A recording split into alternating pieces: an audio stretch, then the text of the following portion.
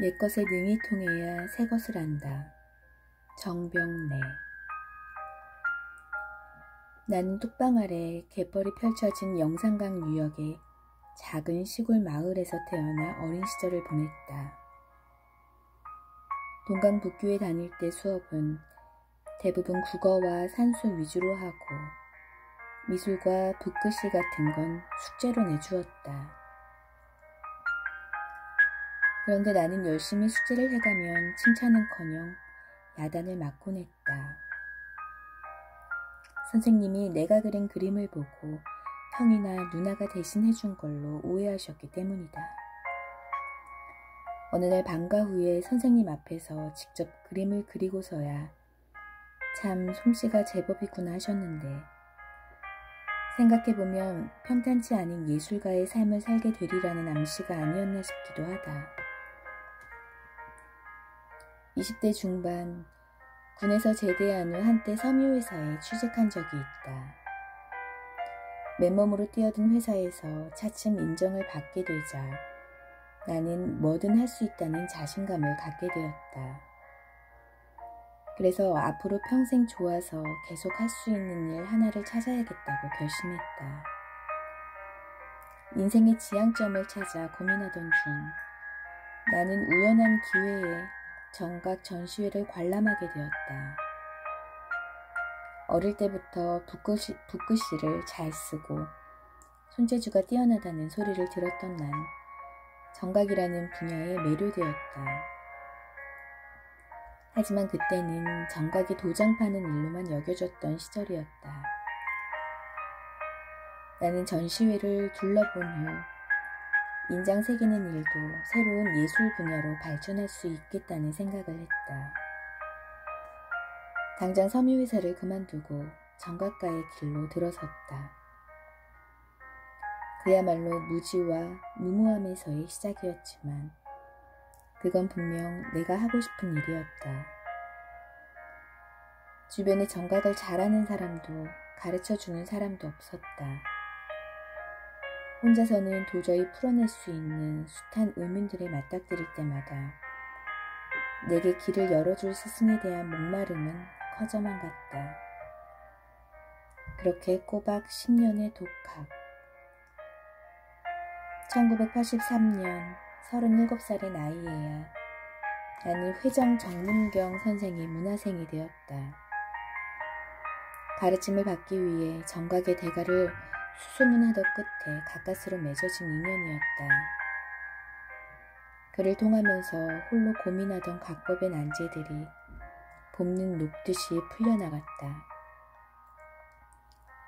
서예에 속하지 않는 독자적 분야로서의 정각은 어렵지 않을까 싶었는데 선생을 통해 나는 그 가능성을 확인했다.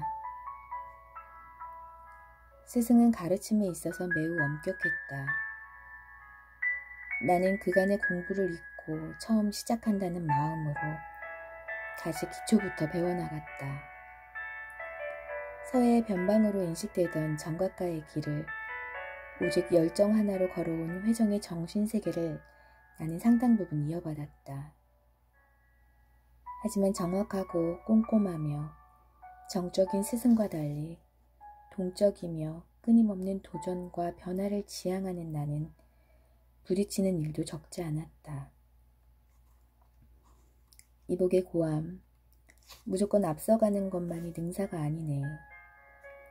옛것에 능히 통해야 새것을 안다고 했어. 곧밥을 완전히 소화해내야만이 자기만의 새로운 작품 세계가 열리는 것이야.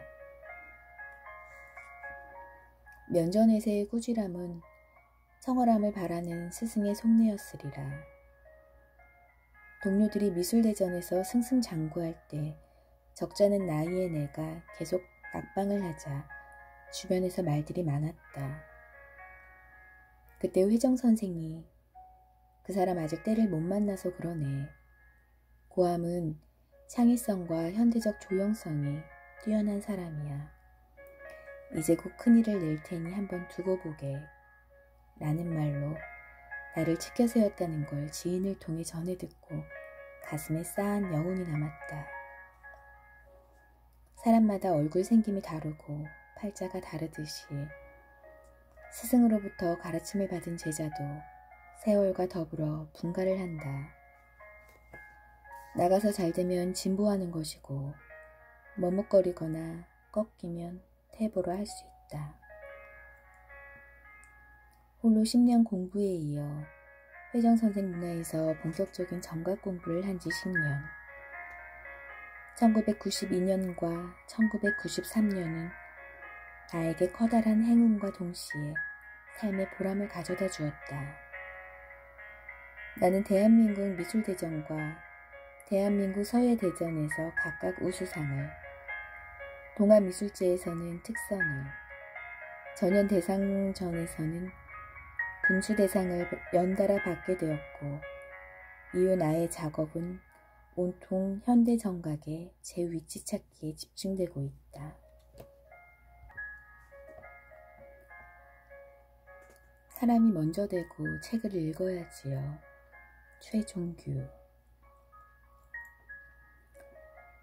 1992년부터 거의 하루도 빠짐없이 헌책방을 다닌다.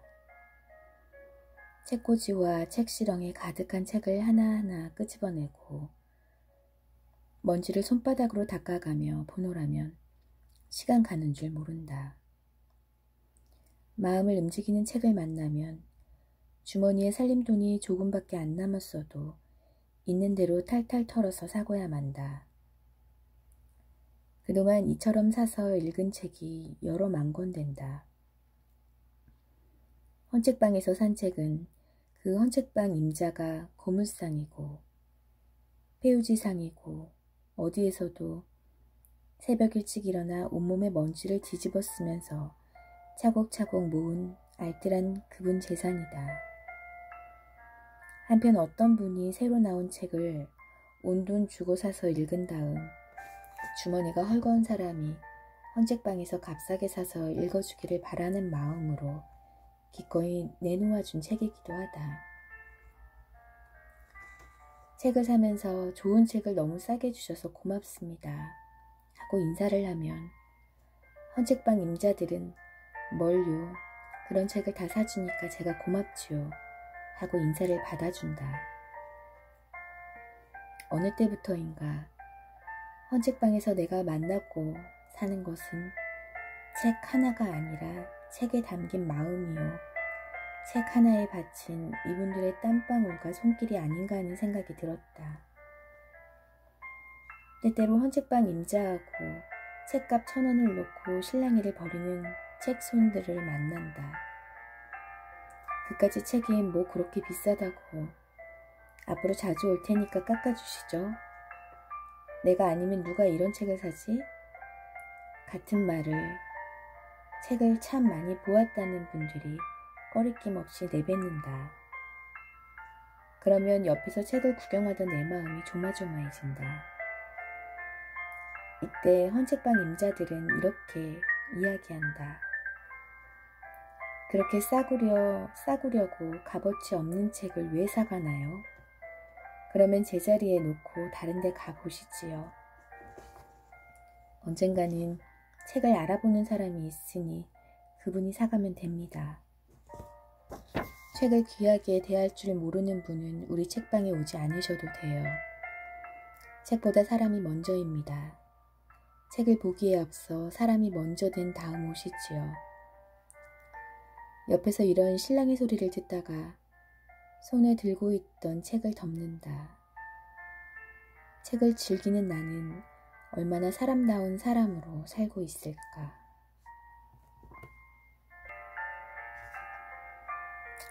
있다고 생각하고 찾아라. 최인호. TV 프로그램 중에 일주일에 한 번씩 방영되는 TV는 사랑을 싣고 라는 프로그램이 있다. 사회의 유명 인사들이 나와서 자신들의 인생에 큰 추억을 남긴 사람을 몇십 년 만에 찾아 회포를 푸는 프로그램인데 초등학교 때의 선생님이나 마음속으로 짝사랑했던 이성을 찾는 내용이 대부분이다.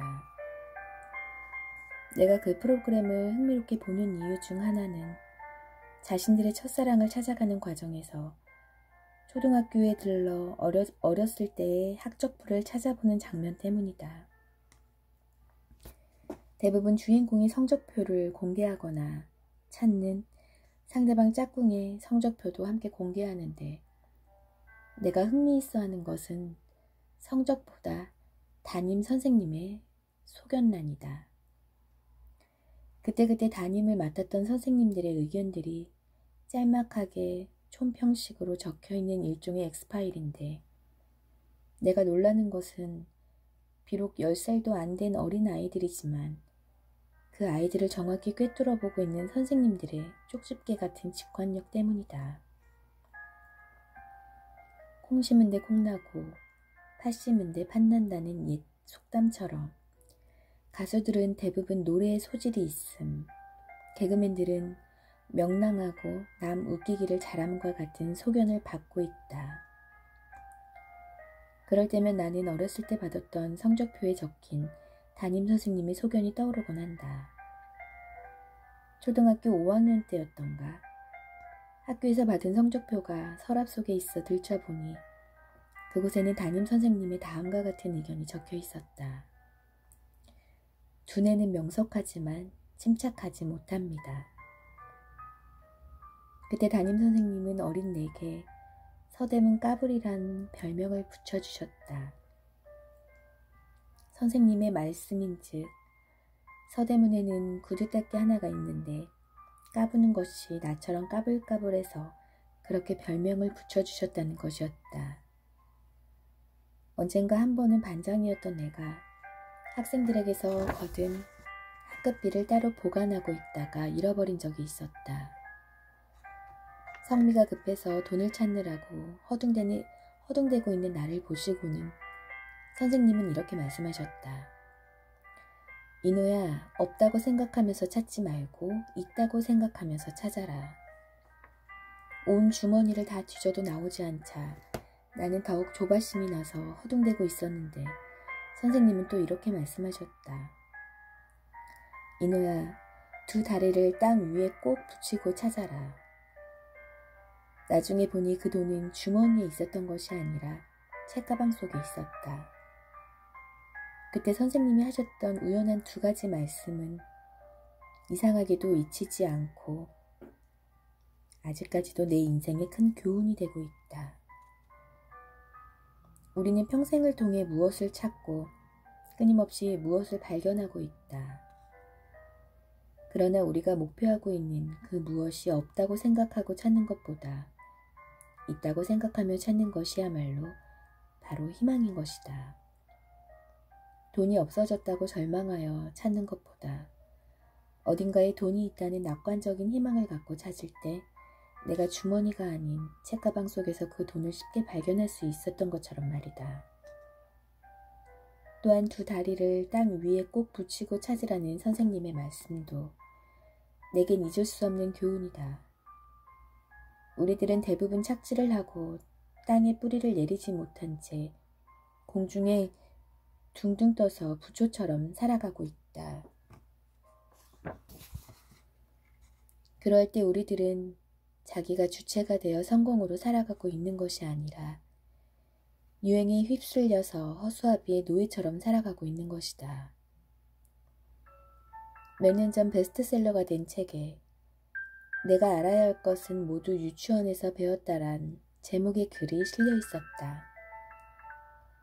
마찬가지로 내가 인생을 살면서 진정 알아야 할 것들은 모두 이처럼 초등학교 시절에 배웠던 것이다. 이제 겨우 10살밖에 되지 않은 묘목에 불과한 어린 나를 정확히 꿰뚫어 볼 수 있었던 초등학교 때 그 선생님을 향해 나는 감사의 편지를 보낸다. 안녕하세요, 선생님. 선생님이 주신 두 가지 교훈. 무엇을 할 때면 두 다리를 땅 위에 꼭 붙이고 하라는 말씀과 무슨 일이든 할 수 있다는 마음으로 열심히 하라는 선생님의 말씀 덕분에 경솔하고 침착하지 못한 제가 이나마 글쟁이가 되어 무난 인사를 올릴 수 있게 되었습니다. 반세기가 지난 지금에 와서야 선생님께 말씀드립니다. 선생님, 진심으로 감사합니다. 서대문 까불이 올림.